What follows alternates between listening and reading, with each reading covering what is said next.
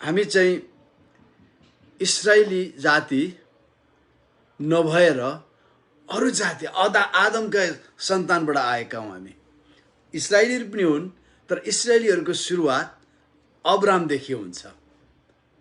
तर हाम्रो जातिहरू आदमदेखि सिधै आयो। त्यहाँ परमेश्वरले कुनै पितालाई चुन्नु भएन, पेट्रियार्कलाई चुन्नु भएन, उहाँले त्यत्तिकै ल्याउनु भयो। त्यसकारण आज धेरैपल्ट हामी जेनेरेसनल कर्स भन्छौँ, पिता पुर्खादेखि चलिआएको श्रापको बारेमा कुरा गर्छौँ। तर हामी गलाती 3 अध्यायको 13 पद पढेर हामी पिता पुर्खाबाट आएको श्रापलाई तोड्दैनौँ। हामी श्रापबाट हामीलाई छुटकारा दिनुभयो यीशुमा म त भन्छौँ। तर हामी जाँच्छौँ, एक्जामिन गरौँ आज यो गलाती 3 को 13 ले के भन्छ। आज हाम्रो यो मेन फाउन्डेसन हो। यहाँ के भन्छ भने हाम्रो निम्ति श्राप बनेर ख्रिस्टले हामीलाई व्यवस्थाको श्रापबाट मोल तिरेर छुटाउनु भयो, किनकि काठमा झुन्डिने हरेक श्रापित हुन्छ भन्ने लेखिएको छ। सबैभन्दा पहिले यो परमेश्वरको वचन कसले भनेको हामीलाई जान्न आवश्यक छ। यो गलाती चाहिँ हालको टर्की भन्दो रहेछ, तुर्की भन्दो रहेछ। यो देशमा यो क्षेत्रलाई चाहिँ गलासिया भन्ने रिजन भन्थ्यो, अनि गलासिया रिजन। अनि यो त्यहाँ भएका धेरै छरिएर बसेका यहुदीहरू, इजरायलीहरूलाई पाउलले लेख्छ यो, किनभने यसमा हेर्नुहोस्, यसमा यरुशलेमको बारेमा छ, सिनाई पर्वतको बारेमा छ, अनि खतनाको बारेमा छ, अनि पेडागोगी भन्छ नि व्यवस्थाको बारेमा छ। अनि त्यो आएर यहाँ पनि के हुन्छ त, व्यवस्थाको छुटकाराको बारेमा, अनि व्यवस्थाको श्रापको छुटकारा बारेमा छ। अनि तर तपाईँ र मेरो ब्याकग्राउन्ड हामी हेरौँ। तपाईँ र मेरो बाबु बाजे जुजु चेप्चुहरू पुर्खाहरूले व्यवस्थाको बारे सुनेका पनि थिएनन्, व्यवस्था पालन गरेका पनि थिएनन्, अनि व्यवस्था पाएका पनि थिएनन्। तपाईँले यो शब्दलाई अपरेसन गर्नु, सर्जरी यहाँ कसलाई भनेको छ भने व्यवस्था पालन गर्नेहरूलाई श्राप थियो। अनि यो श्राप चाहिँ विशेष गरी पतित भएर जाने, परमेश्वरले इजरायल भनेर बोलाउनु भन्दा अगाडि अब्रामलाई बोलाउनु भयो। अब्रामले 75 वर्षको उमेरमै कल्दियाको उरबाट यात्रा गरेर माथि सिरियाको हारानमा गएर बसेका थियो। ऊ सिधै कनानमा आएन। अनि त्यहाँ उसको बाबु 13 पनि थियो। 13 मरेपछि मात्र अब्राम कनानमा आयो, किनभने उसलाई कल्दियामै बोलाइएको थियो। तर उसलाई तेरो कुल कुटुम्बबाट निस्केर आइज भन्नुभएको थियो परमेश्वरले। तर अब्रामले बुढो बाबु 13लाई पनि साथमा लिएर हिँड्यो। जब तपाईँ र मलाई करारमा परमेश्वरले बोलाउनुहुन्छ, हामी संसारलाई बोकेर जान सक्दैनौँ। जब परमेश्वर तपाईँ र मलाई सेवकैमा बोलाउट दिनुहुन्छ, हामीले बहाना र संसारमा हामीले सहजै अल्झाउने, बाधा दिने रुकावटहरू बोकेर हिँड्न सक्दैनौँ। त्यो रुकावट के हो त? नम्बर 1 भविष्यको डर। डर भनेको जहिले पनि विश्वासको शत्रु हो। आज परमेश्वर तपाईँलाई फुल टाइम बोलाउनु भयो कि हाफ टाइम बनाउनु भयो कि क्वार्टर टाइम बोलाउनु भयो कि तपाईँलाई थाहा छैन। तर हाम्रो टेन्डेन्सी के छ त, सेवकै भने फुल टाइम हामी खोजिहाल्छौँ। डाक्टर DGS दिनाकरण उहाँले ब्याङ्कको म्यानेजर पुरा रिटायरमेन्टसम्म लिनुभयो, तर संसारभर गएर क्रुसेडहरूमा बोल्न भ्याउनु भयो। He was one of the big crowd puller. उनको सेवा 5 लाख 6 लाख मानिसहरू आउँथे, 10 लाखसम्म आउँथे मानिसहरू, तर उनी फुल टाइम थिएन। मेरो एउटा चिनारी साथी रिचर्ड रन भन्ने भुसावलमा रेलको ड्राइभर हो, अहिले पनि रेलको ड्राइभरै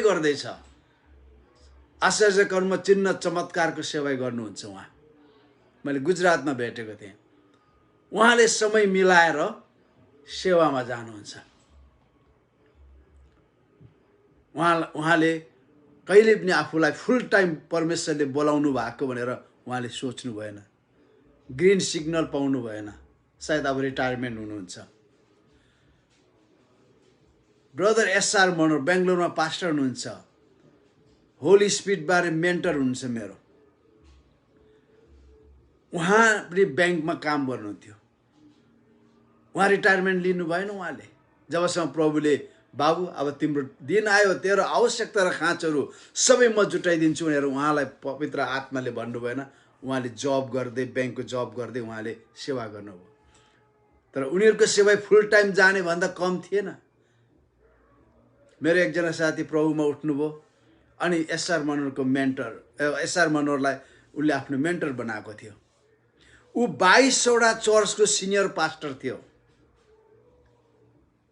उसको कमान्डर जिप थियो। उसको काम चौकीदारको काम थियो। कस्तो ह्युमिलिएसन! 22वटा चर्चको सिनियर पास्टर जो कमान्डरमा हिँड्छ, उसको अघि पछि जब सेवकमा निस्किन्छ 10-12 जना जवानहरू बाइकसँग पछाएर आउँछ। तर उसको जब के छ त? चौकीदार, पानी बाँड्ने चौकीदार। कतिपल्ट उसलाई ह्युमिलिएसन भएको जस्तो लाग्यो होला। उसले सरकारले दिने तलब भन्दा उसको मिनिस्ट्रीले, उसको चर्चहरूले दिने तलब ज्यादा छ।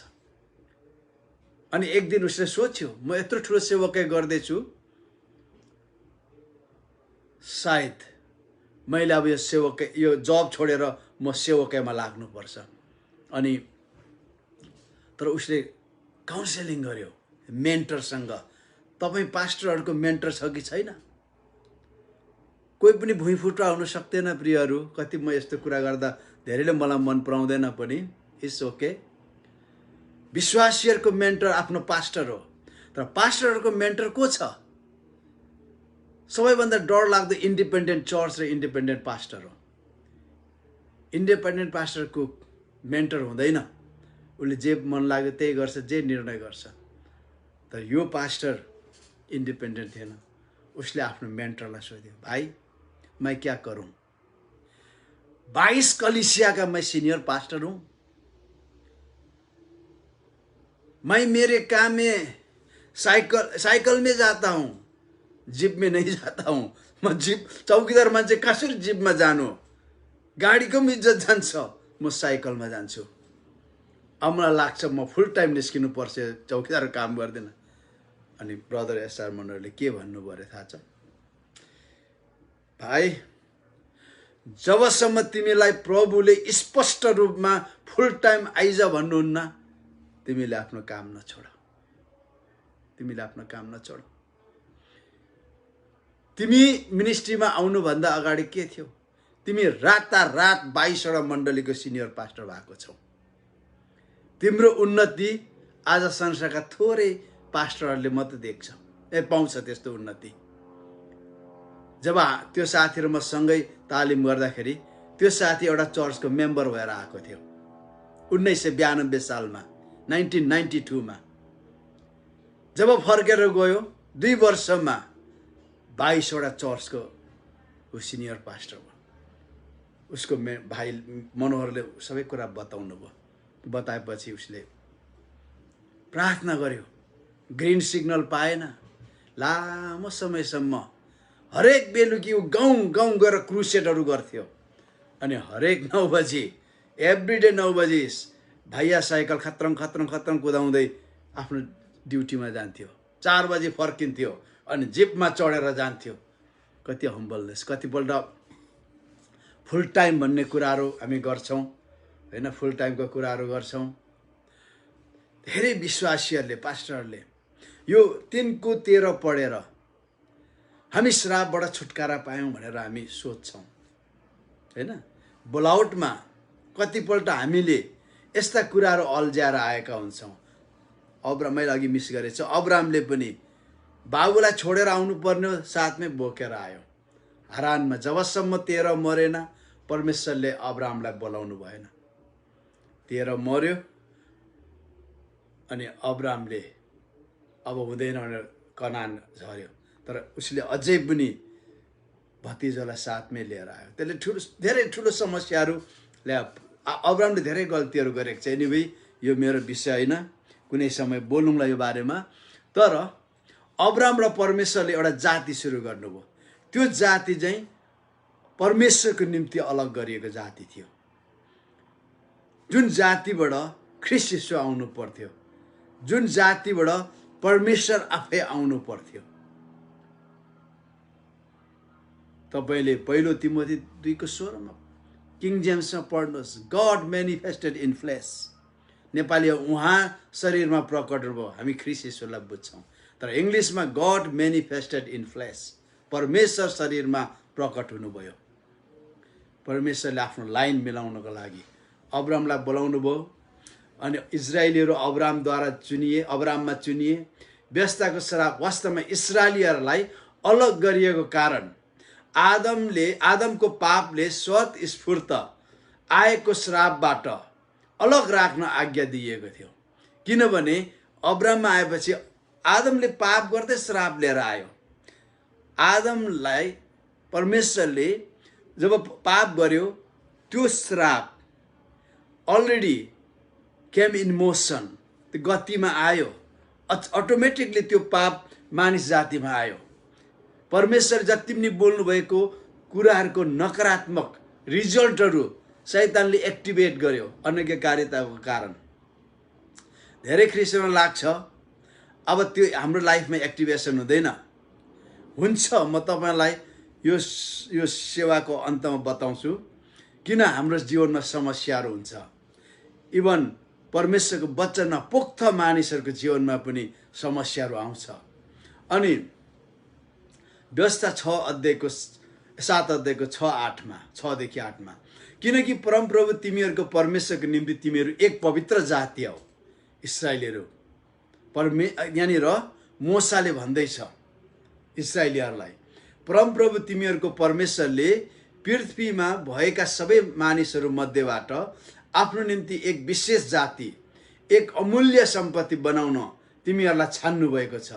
तिमीहरू सङ्ख्यामा अरू जातिहरूभन्दा धेरै भएकोले परमप्रभुले तिमीहरूलाई प्रेम गर्नुभएको वा छान्नु भएको होइन, धेरै भएकोले, पावरफुल भएकोले होइन, किनकि तिमीहरू त सङ्ख्यामा सबैभन्दा जातिहरूभन्दा कम थियो। तर परमप्रभुले तिमीहरूलाई प्रेम गर्नुभएको कारणले र उहाँले तिमीहरूका पिता पुर्खाहरूसित गर्नुभएको प्रतिज्ञा पुरा गर्नलाई नै तिमीहरूलाई परमप्रभुको आफ्नो बाहुबलद्वारा निकाली ल्याउनु भयो। मिस्रको राजा फारोको हातबाट दासत्वको देशबाट छुटकारा दिनुभयो। परमेश्वरले अलग गर्नुभयो जातिलाई, अनि यो जातिसँग परमेश्वरले करार गर्नुभयो। तपाईँलाई थाहा छ, तपाईँ र मेरो पुस्ताहरू करार गरिएको थिए त थिएन नि। व्यवस्था के हो थाहा थिएन, अब्रामको थाहा थिएन, यहोवा परमेश्वर को थियो थाहा थिएन। यो व्यवस्थाको श्राप भन्ने कुरा तपाईँ र मेरो निम्ति थिएन। We were already living in curse. तर यो जातिहरूलाई चाहिँ के गर्नुभयो, परमेश्वरले उहाँको करारले त्यो श्रापलाई पन्चाइदिनुभयो इस्रायलीहरूको माथि आएको, त्यो आदमदेखि आएको श्रापहरूलाई। कसरी श्राप सूचीकृत गरिएको थियो। व्यवस्था 18को 1देखि 14 त्यहाँ 16वटा आशिषहरूको बारेमा भनेको छ, फाउन्डेसनल ब्लेसिङ्स। अनि त्यहाँदेखि उता व्यवस्था 28को 15देखि 68सम्म 112वटा श्रापहरू सूचित गरिएको छ, त्यहाँ लिस्टेड गरेको छ। अनि फाउन्डेसनल श्रापहरू थियो 112वटा श्रापहरू। अनि त्यो श्रापहरू कति बेला आउने थियो, पतन भएको कारण, परमेश्वरको विरुद्ध हिँडेको कारण, उहाँको वचन पालन नगरेको कारण, मूर्ति पूजा गरेको कारण, यस्ता कारणले यो श्राप आउँथ्यो। तपाईँ र मेरो बाबुबाजेले परमेश्वरबाट पतन भएन, चिनेको भए पतन हुन्थ्यो। कुरा बुझ्नुहोस्, हाम्रो बाबुबाजेले परमेश्वरलाई चिनेको थिएन। आदमदेखि चलिआएको अनि नोहादेखि चलिआएको आफ्नै तरिकाको लाइनमा उनीहरू हिँडिरहेका थिए। को परमेश्वर थाहा थिएन। देवी देवता मान्थे, भूत प्रेत मान्थे, पिता पुर्खाहरूलाई मान्थे। त्यस कारण यो व्यवस्थाको यो श्रापसँग गैर इजरायली ख्रिस्चियनहरूको के नातागोता छैन हेर्नुहोस्। यो इस्रायलीहरूलाई भनेको थियो, किनभने व्यवस्था हामीसँग थिएन, व्यवस्था हामीलाई थाहा थिएन। 18 हातको टाँगोले पनि हाम्रो पिता पुर्खालाई केही पनि थाहा थिएन। अनि बाइबलमा जम्मा 600 पल्ट आशिषहरूको उल्लेख गरिएको छ। 600 पल्ट भने लगभग 300 पल्ट एराउन्ड मात्र श्रापको कुरा गरिएको छ। त्यसको मतलब परमेश्वरले हामी मानव जातिलाई श्रापभन्दा आशिष धेरै पाएको चाहनुहुन्छ। हेर्नुहोस्, परमेश्वरले श्राप दिनुहुन्न। जति पनि पोजिटिभ कुराहरूको नेगेटिभ रिएक्सनहरू चाहिँ कर्स भएर एक्टिभेसनमा आउँछन्। Everything is already put into motion, automatically त्यो आउँछ त्यो, होइन? त्यस कारणले गर्दा 300 वटा मात्र श्रापहरू छ। यसको परमेश्वरले हामी हरेक जातिलाई आशिषमय भएको चाहनुहुन्छ। तर आशिषको रिसोर्स के हो हामीलाई थाहा हुनु पर्यो, स्रोत। अनि यतिसम्म कि अनि त्यो श्रापमा के आउँथ्यो, त्यो व्यवस्था 28:61 भन्छ, त्यो त्यो त्यो त्यो त्यो 112 वटा श्रापहरूमा एउटा यस्तो पनि भनिएको छ, त्यहाँ परमेश्वरले एउटा ढोका खुल्ला राखिदिनु भयो। यो व्यवस्थामा उल्लेख नगरिएको रोग बिमारहरू पनि तिमीहरूले पाउनेछौ।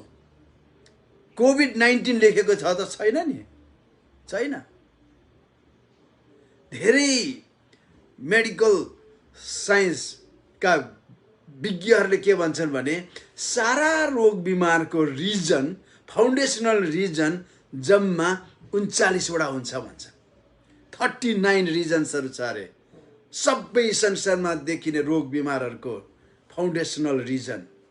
अनि येशू ख्रिस्टले पिलातसको अगाडि, बडा हाकिम पिलातसको अगाडि 39 कोडा, एक कम 40 कोडा उहाँले खानुभयो। अनि धेरै बाइबल विद्वानको कुरा के छ भन्दा येशूले निको पार्न नसक्ने कुनै पनि रोग बिमार छैन, किनभने उहाँले 39 कोराको चोट खानुभयो। हरेक रोग बिमारको फाउन्डेसन 39 वटा कारणहरू छ भन्छ। येशूले 39 कोराको चोट छ। इभन एड्स निको हुन्छ। म नाम भन्दिनँ, नेपालको कुनै ठाउँमा अहिले एउटा मण्डली छ, भाइब्रेन्ट मण्डली छ, पवित्र आत्माको आगो आउँछ त्यो मण्डलीमा। एकपल्ट त्यो पास्टर मेरो विद्यार्थी रहिसक्नु भएको छ, त्यसको म चिन्छु उनलाई। ऊ एड्सबाट निको भयो। 20औं वर्ष भइसक्यो अहिले। हेर्नुहोस्, येशूमा निको नहुने कुरा केही पनि छैन। सबै फाउन्डेसन उहाँले, रोग बिमारको फाउन्डेसन उहाँले लिनुभयो। व्यवस्थाको श्रापमा लिस्ट नगरिएको रोग बिमार पनि आउनेछ भनेको छ। अनि अब यसो हुँदाखेरि मेरो मुद्दामा आउँ, के व्यवस्थाबारे ज्ञानै नभएको अन्य जाति ख्रिस्चियन व्यवस्थाको श्रापबाट मुक्त हुन्छ त? उसलाई थाहै थिएन, उसको बाबुबाजेलाई थाहा थिएन। व्यवस्था दिइएको लगभग 4000 वर्ष पनि राम्रो पुगेको छैन। 3500 वर्ष भयो होला व्यवस्था दिइएको।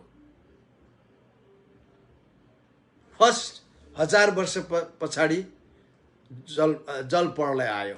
त्यसको 1000 वर्ष पछाडि के आयो? अब्राम बोलाइयो।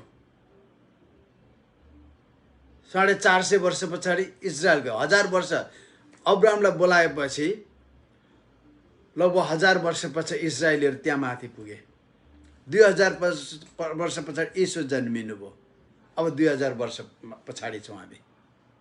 लगभग 3500 वर्ष अगाडि दिइएको व्यवस्था थियो। 3500 वर्षमा अमेरिका के थियो होला? अमेरिकामा 3500 वर्ष अगाडि यहाँका मानिसहरूले गोरा मान्छे देखेकै थिएनन्, कालो मान्छे पनि देखेको थिएन।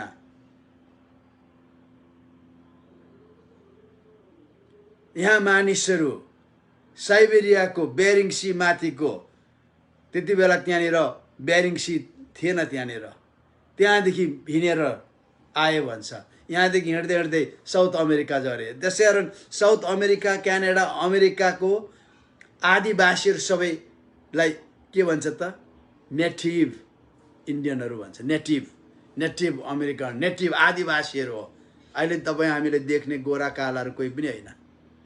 यिनीहरू आएको यहाँ भर्खर 300-400 वर्ष मात्र हुँदैछ। त्यसो हुँदाखेरि यसरी आए। अब उनीहरूले व्यवस्थाको बारे सुनेका थिए त? थिएन नि। हाम्रो पिता पुर्खाले सुनेका थिए त? थिएन। अब कसरी व्यवस्थाको श्राप उनीहरूमाथि God reckons? God does not. किन अलरेडी आदमदेखि श्रापहरू उनीहरूको जीवनमा आएको छ। तर यो कसलाई हो? यहुदीहरूलाई। त्यसकारणले कति पास्टरले भनेको सुनेको छु, येशूले हाम्रो श्रापबाट हामीलाई छुटकारा दिनुभयो। अब हामीले पिता पुर्खाबाट आएको त्यो जेनेरेसनल कर्स, वंशजको श्रापहरू त्यसलाई स्वीकार गरिराख्नु पर्दैन, प्रस्ताव गरिरहनु। अलरेडी त्यसलाई हामी के भन्छ? सिरके प्रस्ताव भन्छौँ। ब्ल्याङ्केट रिपेन्टेन्स अर्थात् ब्ल्याङ्केट प्रेयर। त्यसै कारण कति क्रिस्चियनहरूको जीवनमा हामी देख्छौँ सुसाइड, कतिपल्ट वचनमा नभएको कुराहरू आएको हामी देख्छौँ। हामीले त्यो सोधखोज गरेका छैनौँ किन यस्तो हुन्छ भन्ने कुरा। अब म अलिकति अगाडि बढौँ। अब अघि मैले भने के व्यस्तबारे ज्ञानै नभएको अन्य जाति क्रिस्चियन व्यस्तको श्रापबाट मुक्त हुन्छ? उत्तर, मेरो उत्तर चाहिँ हुन्न, मुक्त हुन्न। कारण व्यस्तबारे अनजान छ, तर ऊ आदमबाट आएको श्रापमा हुन्छ, जो व्यस्तको श्राप भन्दा पनि भयानक हो। व्यस्तको श्राप कन्डिसनल थियो। If you follow God, if you obey God, if you keep commandment, no curse will be upon you. हेर्नुहोस्, नो कर्स। किन उनीहरूको श्राप जब व्यस्त पाए त्यहाँदेखि म त रेकनिङ हुन थाल्यो। तर हाम्रो गैर इस्राएलीको फ्रम आदमबाट नै सुरु भएर आयो। सबै कुराहरू नराम्रा कुराहरू थिए, इस्राएलीसँग पनि थियो। तर जब व्यस्त पाए, परमेश्वरले कभनेन्ट गर्नुभयो, परमेश्वरले इस्राएलीहरूलाई सिफ्ट गर्नुभयो आफ्नो जातिमा, आफ्नो पवित्र जातिमा, अनि आफ्नो निजी पर्जामा सिफ्ट गरेर लानुभयो। रिजल्ट के भयो त? उनीहरूले आज्ञा पालन गरिन्जेल, परमेश्वरमा विश्वसनीय होइन्जेलसम्म व्यस्तको श्राप आउँदैन थियो। व्यस्तको श्राप नआएपछि आदमबाट आएको श्राप पनि आउँदैन थियो। वेयर आज हामीलाई चाहिँ त्यस्तो थिएन। अनि यहाँ के भन्छ भने, अन्य जाति भएको कारण हामीले आदमको पाप बेहोरेर आएका छौँ। जसरी व्यस्त नहुने अन्य जातिको विवेकमा व्यस्तको इन्साफ गरिन्छ। हेर्नुहोस् है, रोमी 2:15 व्यस्तले चाहेका कुराहरू आफ्नो हृदयमा लेखिएको तिनीहरूले देखाउँछ। त्यो चाहिँ के त? कन्सन्स, विवेक हो त्यो। तिनीहरूले आफ्नै विवेकले पनि गवाइदिन्छ। तिनीहरूले विचारले कहिले तिनीहरूलाई दोस्याउँछन् र कहिले समर्थन गर्छन्। हेर्नुहोस्, इभन परमेश्वरलाई नचिन्ने मान्छेको विवेकले असल के हो खराब के हो छुटाउन सक्छ। व्यस्तले पनि असल के हो खराब के हो छुटाउन सक्थ्यो। परमेश्वरले मानिसलाई बनाउँदाखेरि सिम्पली मान्छेलाई टाउकोमा त दिनु भएन, विवेक, आत्मामा विवेक, अन्तर्दृष्टि र सङ्गति हालिदिनु भयो। जसद्वारा उसले के गर्न सक्थ्यो? खराबबाट असल छुटाउन सक्थ्यो।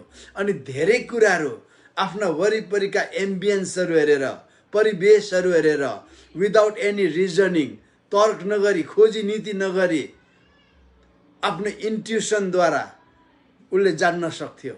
अनि ऊ एउटा सामाजिक प्राणी भएको उसलाई फेलोसिप चाहिन्छ।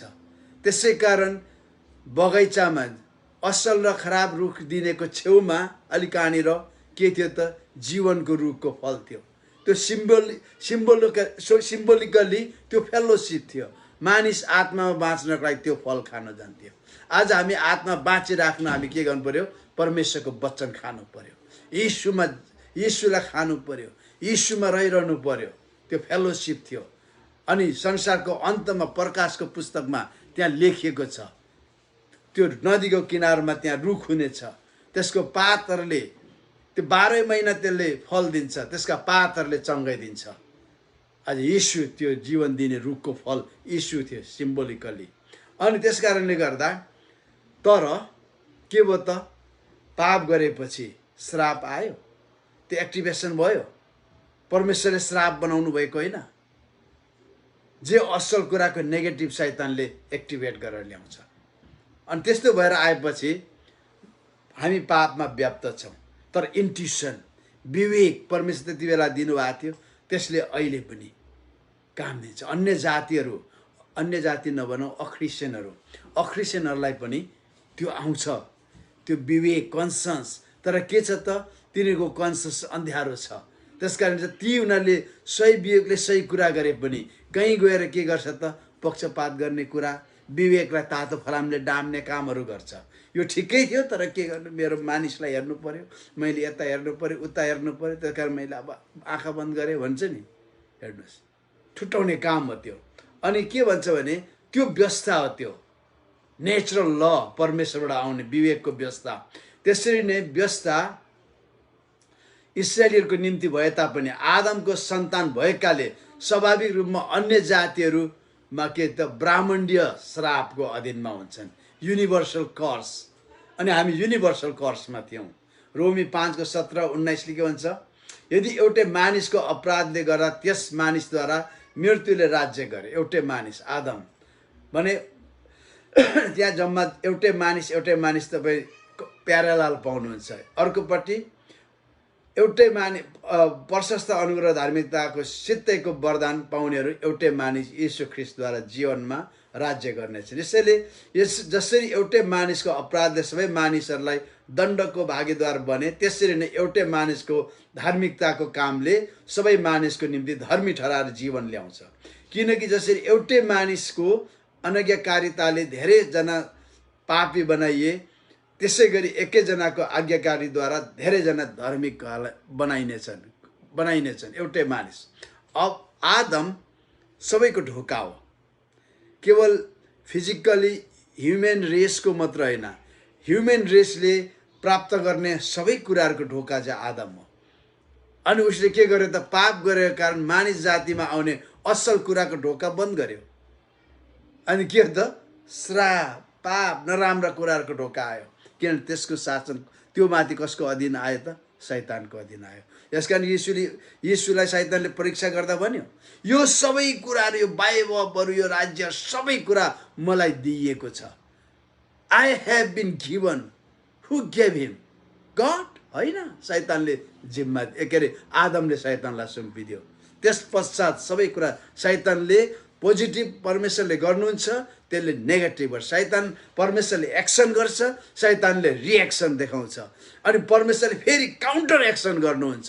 Coming of Jesus Christ is counter action for शैतान। काउन्टर एक्सन थियो। उसले यीशुलाई मार्यो, यीशुले त्यही मृत्युद्वारा शैतानका सबै कुराहरूलाई ध्वस्त गरिदिनु भयो। अनि भन्नुहुन्छ, म मरेको थिएँ तर म जीवित भएको छु, मृत्यु र पातलको साँचो मसँग छ। अनि मृत्युको पातल र मृत्युको डरले शैतानले मानिस जातिमाथि शासन गरिरहेको थियो, होइन? एनिवे त्यो अर्कै विषय हो। र तर नयाँ करारको विश्वासीहरू ख्रीष्ट येशूमा चुने, आदममा या अब्राहममा अथवा मोसामा व्यस्तद्वारा इस्राएलीहरू उहाँको निजी प्रजा, पवित्र जाति, चुनिएको वंश भयो भने अब हामी पहिलो पत्रुस 1:9-10ले, तर तिमीहरू त चुनिएको वंश, राजकीय पुजारीगिरी, पवित्र जाति, परमेश्वर निजी प्रजा हौ। उहाँले तिमीहरूलाई अन्धकारदेखि उहाँको उदयको ज्योतिमा ल्याउनु भयो, ताकि तिमीहरू उहाँको आश्चर्यपूर्ण कार्यहरूको घोषणा गर्न उहाँको उदयको ज्योतिमा ल्याउनु भयो, ताकि तिमीहरू उहाँको आश्चर्यपूर्ण कार्यको घोषणा गर्न सक। एकपल्ट तिमीहरू प्रजा थिएनौ, तर तिमीहरू परमेश्वरको प्रजा भएको छौ। एकपल्ट तिमीहरूले कृपा पाएका थिएनौ, तर अब तिमीहरू कृपा पाएका छौ। हेर्नुहोस्, यहाँ डुअल छ। परमेश्वरले व्यवस्थामा इस्राएलीहरूलाई निजी प्रजा बनाउनु भयो। अब आएर 2000 वर्ष पछाडि ख्रीष्ट येशूमा हामी उहाँलाई विश्वास गर्नेहरू निजी पर्जा भयौँ। अनि प्लस के भयो भने अनि त्यो गर्नको लागि के गर्नुभयो त, छुटकारा दिनको लागि परमेश्वरले इजरायलीहरूलाई किन्नुभयो। केबाट? पास ओभरको थुमाको रगतद्वारा चौकसमा लगाए, त्यसको मासु खाए तिते सागसँग। जब त्यो मृत्युदूत आयो, त्यो रगत लगाएको देख्ने बित्तिकै छोडिदियो। 2000 वर्ष पछाडि ख्रिस्ट येशूले हाम्रो निम्ति निस्तार चाड बन्नुभयो। मलाई लाग्छ नयाँ करारको क्रिस्चियनहरूले निस्तार चाड मानिराख्नु पर्दैन। अझ कतिले निस्तार चाड मान्छ, मलाई लाग्छ त्यो मान्यो गलत छैन, तर मान्नु आवश्यक छ जस्तो लाग्दैन। किनभने हाम्रो निस्तार चाडको थुमा येशू ख्रिस्ट भन्नुभयो। अब हामीले नयाँ करारको विश्वासीले पुरानो करारको निस्तार चाडलाई प्रभु भोजले रिप्लेस गरेको छ, प्रभु भोजले पुनर्स्थापना गरेको छ। त्यसै कारण प्रभु भोज हामी लिइरहनु पर्छ। कतिले भन्छ हप्तै पछि लियो भने हल्का हुन्छ अरे। हल्का तपाईँको मन भएको हो, तपाईँको विचार भएको हो, जसरी हल्का रूपमा तपाईँ लिनुहुन्छ। प्रभुका दासहरूले हरेक दिन प्रभु भोज लिन्थ्यो। प्रभु भोज भनेको यीशुको रगत खाएँ, यीशुको शरीर खाएँ मात्र होइन। प्रभु भोजको धेरै धेरै धेरै कारणहरू छ।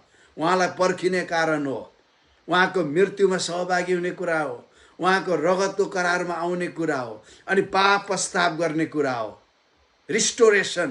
नयाँ करारको विश्वासीलाई प्रभु भोजले रिस्टोर गर्छ। किनभने कसले पस्ताव नगरी खायो भने त्यसले दण्ड पाउँछ भनेको छ। प्रभु भोज त्यो हो नि त। दिनमा 2 पल्टै खाँदा पनि के फरक पर्दैन। तर हामी कति सेन्सिटिभ भएको छौँ क्या झुट्टा शिक्षा भन्न थाल्छ। जसले नबुझी झुट्टा शिक्षा भन्छ उही झुट्टा शिक्षा हो। अध्ययन गरेर बुझेर होइन, अनि त्यहाँदेखि बनाउनु भयो। अनि यहाँ के भन्छ भने अर्को ठाउँमा, तिमीहरू जान्दछौ कि आफ्ना पिता पुर्खाबाट आएका व्यर्थका कुराहरू जुन सुन वा चाँदी जस्ता नाश हुने थोकहरूद्वारा दाम तिरी तिमीहरू छुट्याएका होइनौ, तर निष्कोट निष्कलङ्क थुमाको जस्तो ख्रिस्टको अनमोल रगतद्वारा दाम तिरी छुट्याइएका हो। त्यो हाम्रो निस्तार चाड हो। अब यहाँनिर पिता पुर्खादेखि चलिआएको विधि, अब यो विधि भनेको उद्धारको विधिहरू। हामी बलिदान गर्थ्यो, पुर्खाहरूले भोग दिन्थ्यो होइन, पूजाआजा गर्थे, भाकल गर्थे होइन। तर यो भनेको श्रापको कुरा होइन। यो तिनीहरूले अन्जानमा परमेश्वरलाई खोज्थे। किन मानिसको हृदयमा भजन के अरे हितोपदेशकको 4:3 होला के भनिन्छ, परमेश्वरले मानिसहरूको हृदयमा अनन्तता राखिदिनु भएको छ। अनन्तता, मानिसलाई भोग छ, तिर्खा छ, प्यास छ, चाहना छ त्यो अनन्त जीवनमा बाँच्नका लागि। त्यसै कारण मान्छेहरूले मोनुमेन्ट बनाउँछन्, मूर्ति बनाउँछन्, किताब लेख्छन्, धर्म कर्मको कामहरू गर्छन् ताकि ऊ पछिसम्म सम्झियोस्। तर ख्रिस्ट येशूले पछिसम्म होइन, उहाँलाई विश्वास गर्नेहरूलाई जीवनको पुस्तकमा लेख्नुहुन्छ। परमेश्वरले हत्केलामा खोप्नुहुन्छ ताकि उहाँले दिनहुँ देख्न सकोस्। स्वर्गमा उनीहरूको लागि ठाउँहरू तयार पारिन्छ। आज कतिले पछि मलाई सम्झियोस् मानिसहरूले भने केही गर्दैछौँ भने त्यसलाई फिलोसफिकली नार्सिसिसम भन्छ। त्यो भनेको आफूलाई माया गर्ने, त्यो चाहिँ सेल्फी खिचेको जस्तो, हामीले सेल्फी खिच्दै पोस्ट गरेको जस्तो नो। अनि के भन्छ भने इजरायलीहरूले ख्रिस्टमा आउने बित्तिकै उनीहरूले थाहा पाएका पढिरहेका भोगिरहेका व्यस्तताको श्रापबाट सम्पूर्ण छुटकारा पाउनेछन्। कसरी? गलाती 3:13-14 हाम्रो निम्ति श्राप बनेर ख्रिस्टले, पाउलले यहुदीहरूलाई भन्दै हुनुहुन्छ व्यस्तताको श्रापबाट मोलतिर छुटकाउनु। मिस्टेक नगरौँ, हामी व्यस्तताका मानिस होइनौँ नि, व्यस्ततामा थिएनौँ हामी, त्यसको चाहिँ हाम्रो निम्ति थिएन। अनि काठमा झुन्डिने हरेक श्रापित हुन्छ भने लेखिएको उहाँको मोलतिर छुटाउनु भयो, ताकि अब्राहमलाई दिएको आशिष ख्रिस्ट येशूद्वारा अन्य जातिहरूमा आओस्। हामी विश्वासद्वारा प्रतिज्ञाको आत्मा पाउन सकौँ। तर गैर इस्राएली मानसिकता के छ त, बाबुबाजे पुर्खाहरूले गरी ल्याएको पीडित परिणामहरूलाई बुझ्छौँ, कारण उसलाई व्यस्त दिएको होइन। व्यस्तताको श्राप अनैज्ञाकारिताबाट आउँथ्यो। अब आउँदैन, आउँथ्यो, तर हाम्रो पिता पुर्खाले व्यस्तै पाएको थिएन। के आज्ञा पालन गर्ने के आज्ञा पालन नगर्ने थाहै थिएन। हामी आदमले ल्याएको श्रापबाट बाँचिरहेका थियौँ, जसलाई हामीले सिडक ओढाइद्वारा होइन, सम्झी सम्झी नाम काडी काडी इन्कार गर्नुपर्छ। हाम्रो एकजना यहाँको एउटा नामुद पास्टरले भनेको थियो, उसको वंशजमा हरेक जवान अवस्थामा मर्थ्यो अरे। सुसाइड होइन, 40 नआयो कि मरिहाल्थ्यो अरे। उसले थाहा पाएको 7 पुस्तादेखि उसको पुस्ताहरू जब ऊ ख्रीष्ट येशूमा आयो अनि धेरै मान्छेले भन्यो ऊ पनि 40 वर्ष पुगेपछि मर्छ, 50, कोही पनि मेचर एज जिउन सक्दैन, यो पनि मर्छ भन्थे अरे। उसले सिधै भन्छ, म येशूद्वारा मेरो श्रापहरू सबै गएको छ, म मेरो पिता पुर्खाबाट चलिआएको श्रापको चेनलाई म तोड्दछु येशूको नाममा। अब त्यो 70 वर्ष पुग्नु आँट्यो, के भएको छैन। हेर्नुहोस्, यस्तो श्रापहरू, त्यो श्राप व्यस्तमा छैन, होइन? त्यस कारणले गर्दाखेरि हामीले पिता पुर्खाबाट चलिआएको श्रापहरू, होइन, कोही छिटो मर्ने, कोही यस्तो हुने उस्तो हुने, कति कोही आँखा कस्तो कस्तो हुने, जन्मिने, कोही बाहिर जन्मिने, कति श्रापका चेनहरू हो, त्यो श्रृङ्खलाहरू हो। तपाईँ र मैले एक हेर्नुहोस्, ब्ल्याङ्केट ओढाए, सिरक ओढाए, सबै श्रापबाट छुटकारा पाए, होइन? परमेश्वरबाट आएको श्राप होइन, त्यो शैतानबाट आएको। त्यस कारण शैतानलाई डिल गर्दाखेरि हामी डिटेलमा जानुपर्छ।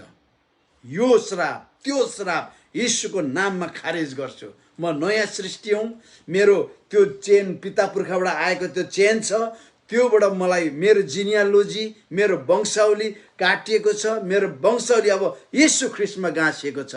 अब येशू ख्रीष्टको कुराहरू मेरो जीवनमा आउँछ, मेरो पिता पुर्खाबाट आएकोहरू आउँदैन भनेर हामीले एक एक क्यान्सल गर्दै लानुपर्छ।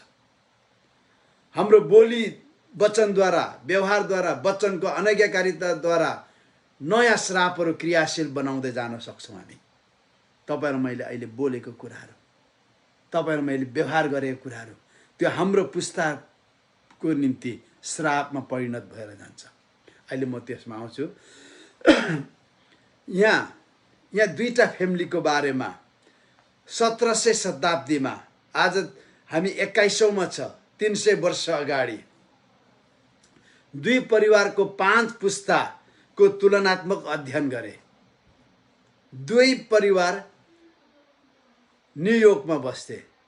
एउटा जोनाथन एडवर्ड्स, अर्को म्याक्स जुक्स भन्ने, तपाईँले गुगल गर्दा पनि पाउनुहुन्छ। जोनाथन एडवर्ड, उसको लगभग 1400, उसका 5 पुस्तामा 1400 मानिस। उहिलेका नानी जन्माउनु कन्जुस गर्दैन थिए नि। अहिले पो एकजना भए ठिक्क हुन्छ भन्छ, 2 जना भए भएछ, भयो भन्छ। उहिले त्यस्तो थिएन, त्यस्तो थिएन। जन वेस्ली अनवान्टेड चाइल्ड थियो, 12-13 जना जन्मे, अब भयो भनेर त गर्भ बसिहालेछ, जन्मिगयो। जन वेस्लीले मेथोडिस्ट सुरु गर्यो, ग्रेट अवेकेनिङ इङ्ल्यान्ड र अमेरिकामा ल्यायो। आज कतिले जन वेस्लीहरू जन्माउँदैन। नेपाली जगतमा त अब जेठा मात्र जन्मिन्छ कि कान्छा जन्मिन्छ, साइला मैला काइला अन्तरे मन्तरे जन्तरे पानी मन्तरे सब त्यो इतिहास भन्छ। डिक्सनरीमा खोज्नुपर्छ उनीहरू के हो भनेर। परमेश्वरले हामीलाई हाम्रो शरीरमा, हाम्रो श्रीमती र हाम्रो शरीरमा कति नानीहरू हामीमा जन्मिन्छन् भनेर उहाँले लेखिदिनु भएको छ, लेखिदिनु भएको छ। पछि एक दिन हामीले उहाँलाई सवाल जवाब दिनुपर्छ, किन जन्माएनौ। हामी भन्छौँ परमेश्वर पढाउन सक्दैन थियौ नि, रेखदेख गर्न के तैँले बिर्सिस? 90 वर्ष पुगेको सारालाई, 100 वर्ष पुगेको अब्रामलाई छोरा दिने म यहोवा जिरे परमेश्वर हुँ भनेर बिर्सिस? मेरो नाउँ यहोवा जिरे हो, म जुटाइदिने परमेश्वर हुँ, तर खै तैँले मलाई भरोसा गरिस्। त्यति बेला हामी गएर बस्नेछौँ, एक दिन आउँछ। अनि 1400 नानीहरूमा जम्मा 5 पुस्ताको उनीहरूले डिटेल अध्ययन गरे विद्वानहरूले। जोनाथन एडवर्ड्सको परिवारबाट अमेरिकाको एउटा भाइस प्रेसिडेन्ट दियो। अनि 3 जना स्टेट गभर्नरहरू भए। अमेरिकामा एउटा स्टेटमा एउटा गभर्नर हुन्छ, राज्यपाल। 3टा गभर्नरहरू दिए। 3 जना सिटीका मेयरहरू भए, बोस्टनको, न्युयोर्कको अरू ठुल्ठुला सिटीका।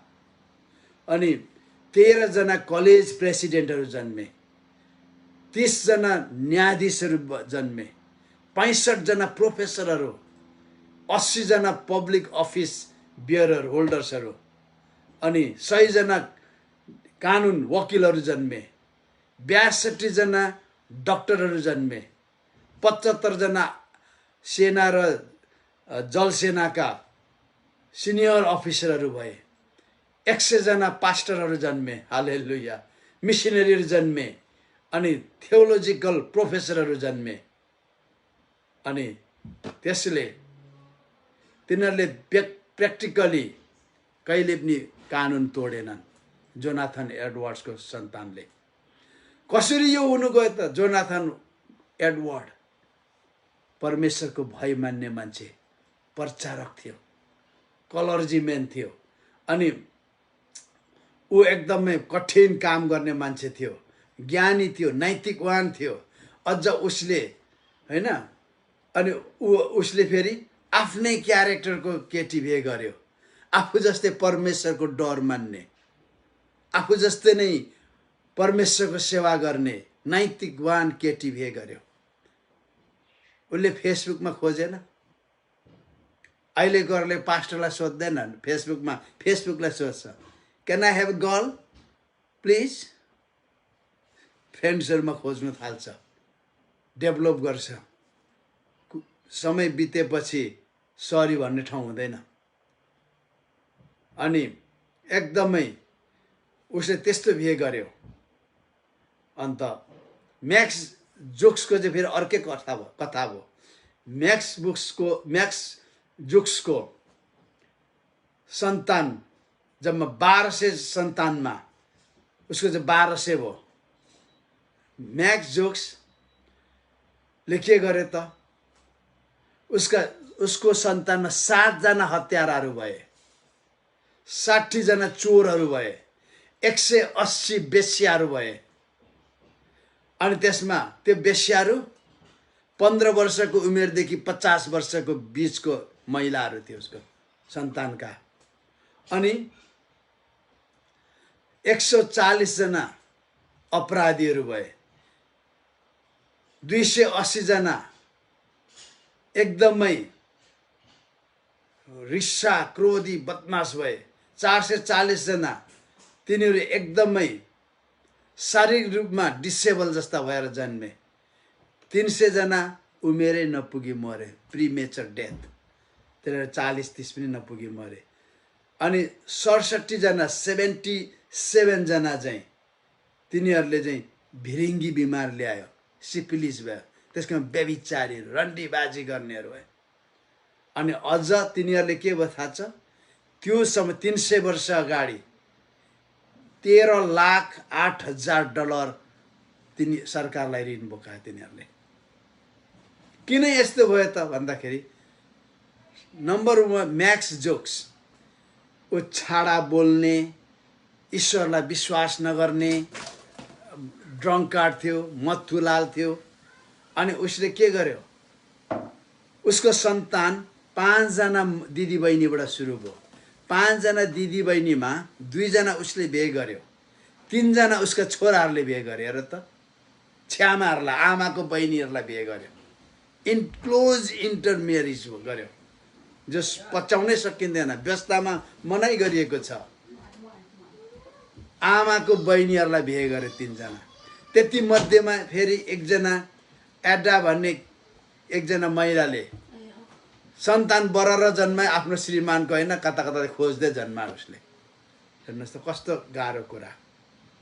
अनि रिजल्ट के भयो त? म्याक्स जुक्सको सन्तानमा ठुलो समस्या आयो, ठुलो समस्या आयो। म्याक्स जोक्सको सन्तान। हेर्नुहोस्, आजदेखि उता तपाईँले असल कुरा गरेर तपाईँको छोरा सन्तानहरूको निम्ति आशिष तपाईँले डिपोजिट गर्न सक्नुहुन्छ, या परमेश्वरको वचनको विरुद्ध हिँड्ने तपाईँले श्राप डिपोजिट गर्न सक्नुहुन्छ। त्यो निरन्तर जान्छ त्यो। त्यसै कारण जेनेरेसनल कर्स तोड्नको लागि तपाईँ र मैले सबैभन्दा पहिले हाम्रो जिनियोलोजीमा, हाम्रो पिता पुर्खामा कस्ता किसिमका हाम्रा पिता पुर्खाहरू थिए, तिनीहरूलाई हामीले हेर्नु पर्यो। अनि हाम्रो प्रेजेन्ट, हाम्रो जेनेरेसनमा त्यो ट्रेन्ड आएको छ कि छैन। यदि त्यस्तो लाग्छ भने हामीले त्यसलाई क्यान्सल गर्नु पर्यो। क्यान्सल गर्नु धेरै थियोलोजियनहरूले मान्दैन। गलाती 3:13 पुग्यो, सबै सक्यो भन्छ, तर कसलाई भनेको उनीहरूलाई राम्रो थाहा छ, त्यो यहुदीहरूलाई। अनि उसलाई, त्यो थियोलोजियनलाई थाहा छ कि उसको बाबु बाजे जुजु चेप्चुले इस्राएलीहरूको बारे सुनेको पनि थिएन, यहोवाको बारे सुनेको पनि थिएन, व्यवस्थाको बारे पनि सुनेको थिएन। हामी हरेक नराम्रा कुराहरू व्यवस्थाको अनेककारिता गरेर होइन, तर आदमदेखि आएको श्रापहरूको डाइरेक्ट हामी हकवाला भएका छौँ। हामी आत्मिक यहुदी होइनौँ, तर हामी करारद्वारा यहुदीहरूको, इस्राएलीहरूको कमनवेल्थमा, इनहेरिटेन्समा, मिरासमा हामीले प्रवेश पाएका छौँ। साइड बाई साइड उनीहरूसँग उब्ने मानिस बनेका छौँ। अब्राहमले भन्छ नि, अब्राहमका सारा आशिषहरू अन्य जातिहरूमा ख्रिस्ट येशूद्वारा आओस्। हामी विश्वासको पिता अब्राहम हो, त्यो नाताले हाम्रो ब्लड रिलेसन होइन नि, त्यस कारणले हाम्रो जेनेरेसनल कर्स तोड्नुपर्छ। तपाईँ चङ्गै किन हुनुहुन्न? तपाईँ किन चङ्गै हुनुहुन्न? किन तपाईँ, सायद मैले पहिले यो बारेमा बोलेको थिएँ होला 2020मै। अनि कहिले कहिले अहिले म अरू कुरामा व्यस्त भएर आउन सकिरहेको छुइनँ। कहिले कहिले यसो आउँछु। मैले त्यो 2020मा आएको बेला जसले प्रार्थना गरी माग्थ्यो, अहिले पनि त्यही प्रार्थना गरी माग्नेहरू त्यसै रहेछ। कहाँ गयो तपाईँको विश्वास?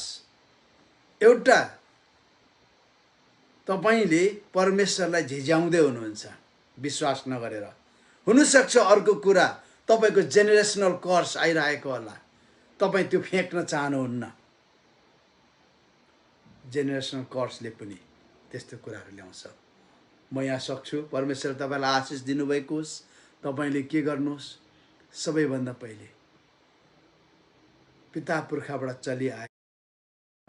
चलिआएको व्यवहारमा ल्याउँदै गरेको, पिता पुर्खाले स्टेप बाई स्टेप तिनीहरूले नयाँ नयाँ श्रापहरू जेनेरेट गर्छ, एक्टिभेसन गर्दै ल्याउँछन्। त्यो चाहिँ कहाँ थोपरिन्छ त? तपाईँ हाम्रो जीवनमा, अनि हामीले गरेका कुरा हाम्रो छोराछोरीको जीवनमा।